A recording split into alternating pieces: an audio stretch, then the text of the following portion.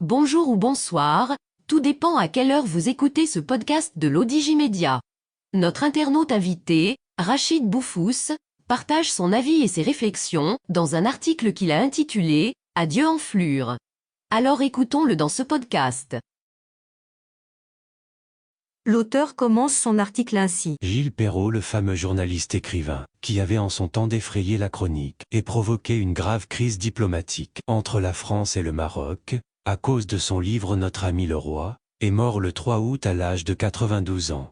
Ce livre à charge uniquement, contre le souverain du Maroc Feu Hassan II, écrit en 1992 vraisemblablement par Edoui Planel, ancien journaliste du Monde, plume mercenaire pour le compte de Perrault et à la demande de Christine Dor Serfati, fit couler beaucoup d'encre en son temps.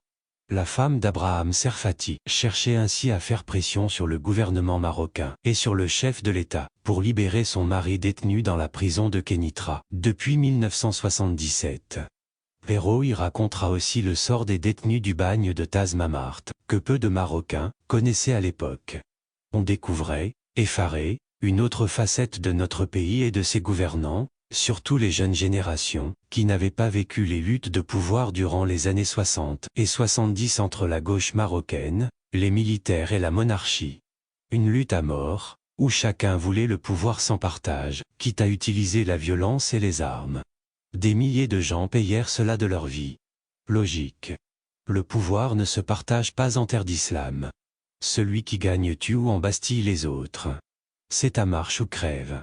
Si la gauche avait réussi, elle aurait instauré une dictature de type socialiste à l'algérienne. Et si l'armée avait réussi ses coups d'État, on ne serait sans doute pas ici en train de palabrer de tout cela. L'auteur poursuit son article ainsi. Envoyer des gens à Tazmamart était sans doute une erreur, au même titre que les tortures subies par des centaines de personnes dans les geôles tristement célèbres de Dordmoul-et-Cherif ou de Darmokri. Une cruauté somme toute inutile. Il aurait peut-être mieux valu en finir une fois pour toutes avec ces condamnés au lieu de les laisser mourir à petit feu dans d'atroces souffrances. Le destin en a décidé autrement et beaucoup d'entre eux ont survécu à leur terrible calvaire.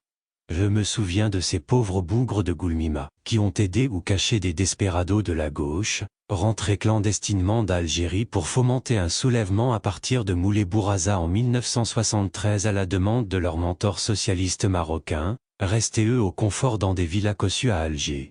Ils furent emprisonnés et torturés durant de longues années pour pas grand-chose. C'était la doctrine de l'époque. Pas de pitié pour tous ceux qui voulaient renverser le régime. Les deux coups d'État avaient laissé des traces indélébiles dans la mémoire de Feu Hassan II. Des militaires se disant fidèles parmi les fidèles en voulaient à sa vie, à 2 reprises et à 1 an d'intervalle. Il en avait conclu que dorénavant, il fallait déjeuner de ses opposants avant qu'ils ne dînent de lui, comme dit le célèbre adage marocain, traduit de la Darija. Pas de quartier.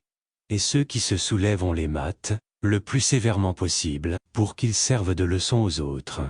Cela a certainement calmé pas mal de têtes brûlées après coup. L'auteur précise ainsi. Les années de plomb ont certainement causé beaucoup de dégâts et n'ont pas permis au pays de se développer rapidement.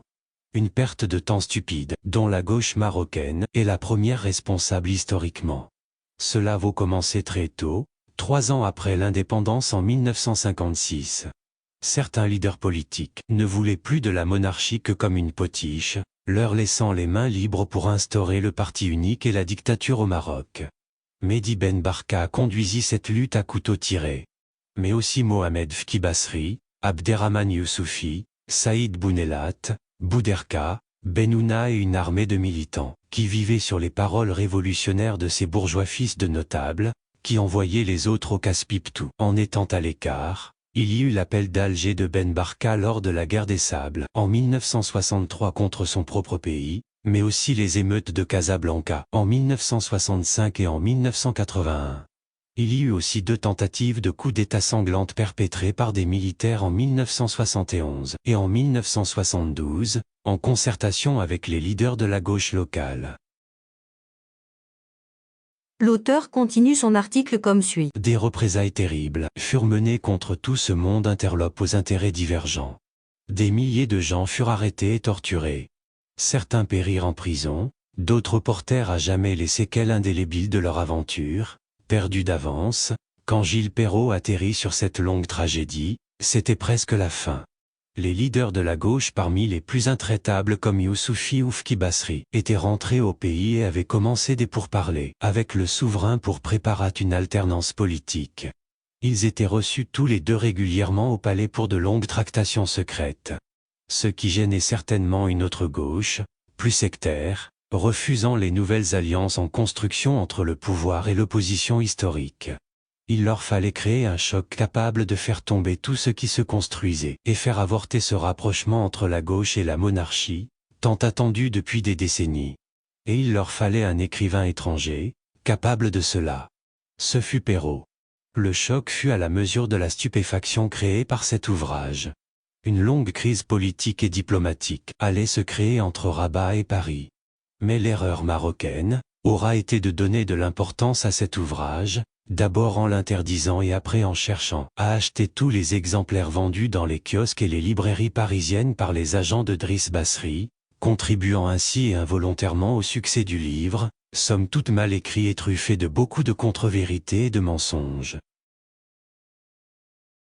L'auteur mentionne ainsi. D'ailleurs, depuis qu'on a compris cela, tous les livres publiés depuis par des desperados en quête de notoriété ont fait des flops monumentaux en librairie, car personne ne s'y intéressait et les temps avaient changé.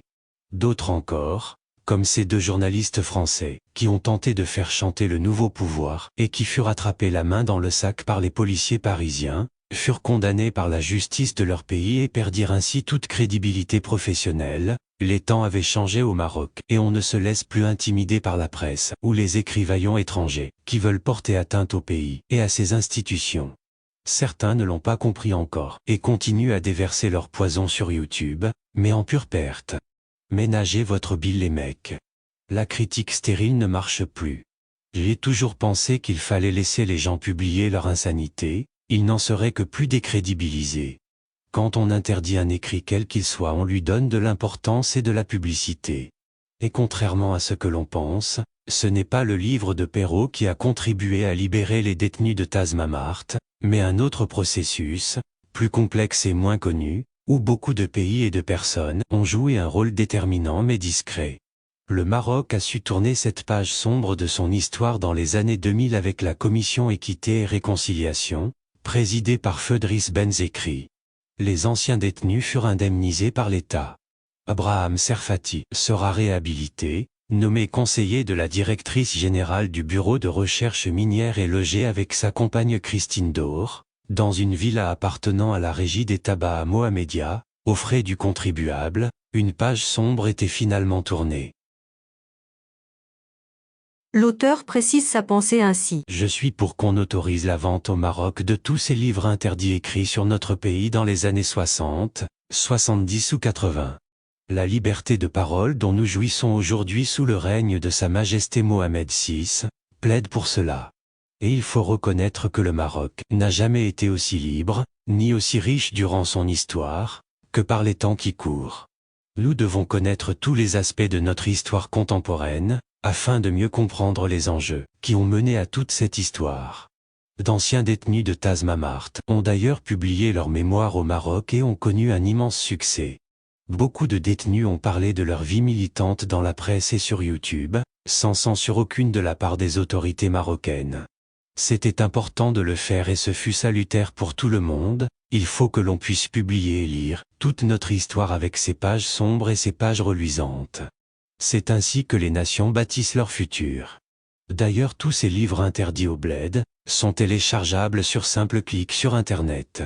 À présent, cela ne peut être que de la culture générale, la société ayant été pacifiée depuis longtemps.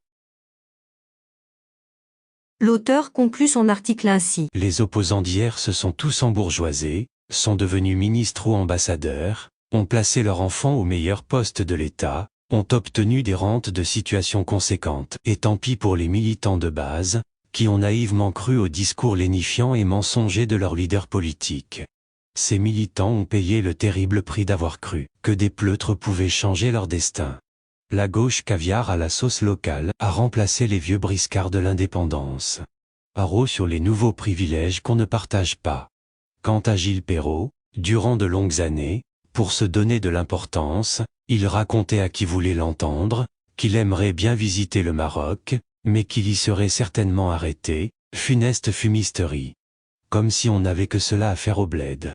Les adeptes du grand soir révolutionnaire peuvent attendre, encore un miracle, car c'est pas demain la veille, adieu enflure.